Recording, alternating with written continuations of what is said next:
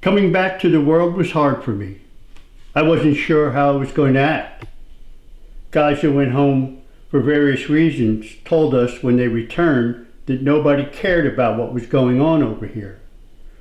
One guy in particular said, as far as he was concerned, they cared more about those who were killed at Kent State. Another guy told me that he was attacked by a blonde-haired, blue-eyed cutie.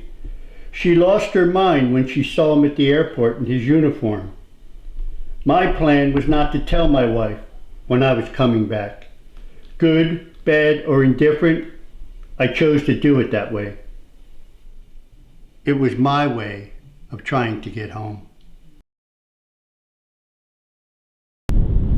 Yo, taxi!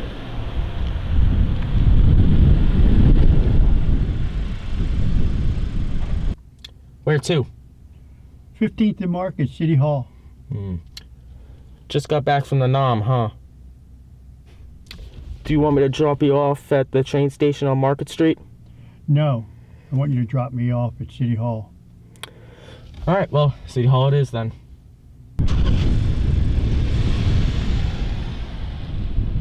I wasn't ready for this welcome home stuff.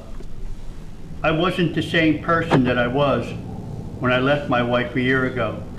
I've changed, in some cases not for the good. I was worried that I may have a hard time fitting back into her life. I needed time to think about what to do. The induction center where I originally entered the military was just down the street at 401 North Broad.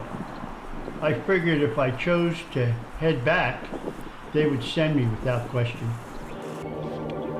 Police, put down your weapon! Whoa! I have the right to carry this weapon! Hold up a minute! A whole crew of cops showed up out of nowhere, and they weren't gonna listen.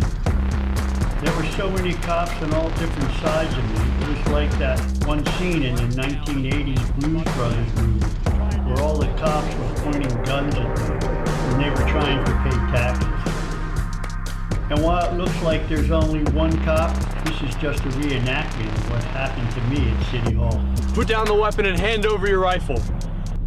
I have papers from the Pentagon that give me the right to own and transport this weapon in a manner that I am. Look, I'm not buying this. Just put down the weapon. Great, I thought. Just great. My journey could end right here, thanks to Billy's finest. But just as things were about to go from bad to worse.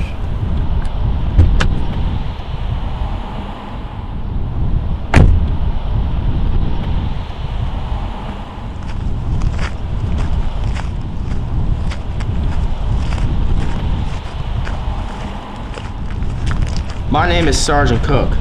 I got a report of a man waltzing about City Hall with a rifle and a military uniform. I want you to put the rifle down. I have papers from the Pentagon and ownership of this rifle and how I'm to transport it.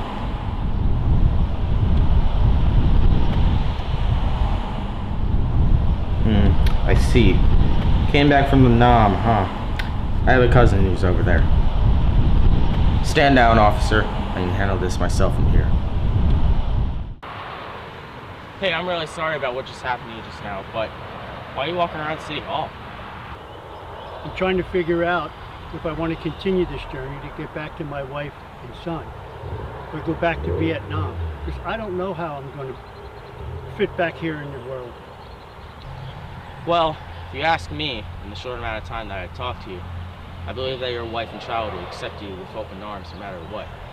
After all, your wife needs a husband, and your child, well, needs a father. And that's when it clicked. I thought to myself, I was worried about how I was going to act coming back to the world, because I knew that coming back home for me wasn't about stepping off a plane. It was about how I felt about myself inside. Do you think you've made up your mind? Yes, I made up my mind. I'm going to go home and see my wife and child. You take care of yourself, John. And good luck. Hey, thank you, man. Thank you.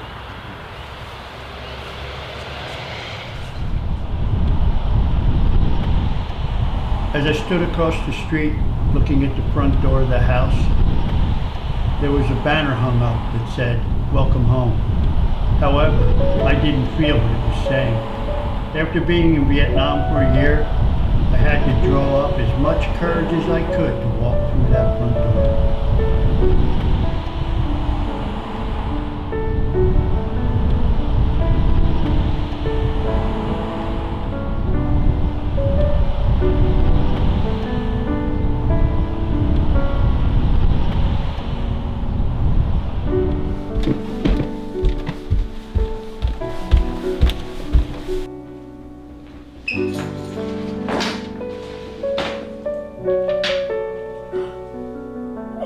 Oh my God, John, you're home! Oh my God, you're home!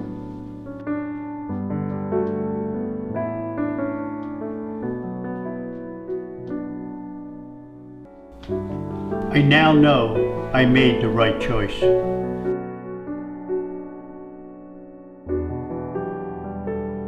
But it took many more years to finally come home.